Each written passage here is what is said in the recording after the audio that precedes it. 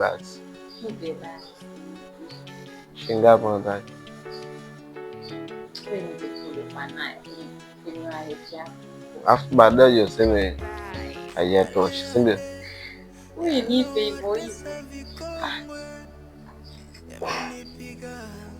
Mimi sitaki kesi na watoto wa watu. Wewe ndio furaha yangu, nisipokufurahisha wewe nikamfurahisha nani sasa?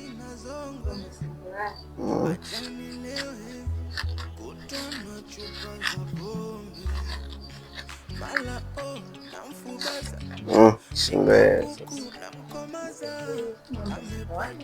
nimeridhika.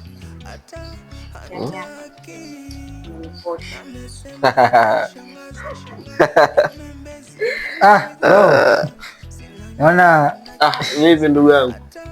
Seni kwa kidogo nimepumzika ndani. Nasema sio mbaya. Umekaa hiyo mimi kanyoa ushatoka.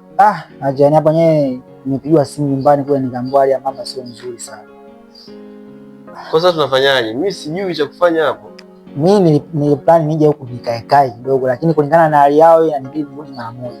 Sasa kama utakuwa na chochote kitu kile ulichokuwa nacho, mimi nadhani nikifika kule nitaangalia inakuaje. Kwa hiyo kama utakuwa na chochote kitu, mimi naona tuelewane. Nimeshakwambia hivi, hali yangu ya kiuchumi kwa sasa hivi haiko sawa. Nimeyumba, ndio maana mpaka sasa mimi nipo nyumbani hapa. Hebu ngoja kwanza mimi. Kwani anayumwa si mama hapo? Wala tunamzungumzia nani hapa? Sasa mbona unaongea kama yule anayumwa ni mtu wake?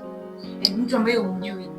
Kama mama yako anaumwa unashindwa kumsaidia, basi mama yangu akiumwa unashindwa kumsaidia. Sasa mambo gani naona nataka kuongea? Shika fungu. Naona hii nenda nayo. Nitakusaidia kumpeleka safari. Nenda kamtibie mama. Asante shemeji. Asante sana. Mungu akutangulie. Asante. Mimi nadhani kaka, acha mimi niwahi kwanza nikajue nini kinachoendelea huko. Nadhani unaweza tutawasiliana basi. Asante sana shemeji yangu. Kwa hiyo wewe unanichukuliaje kwa mfano? Una hata huruma na mama yako.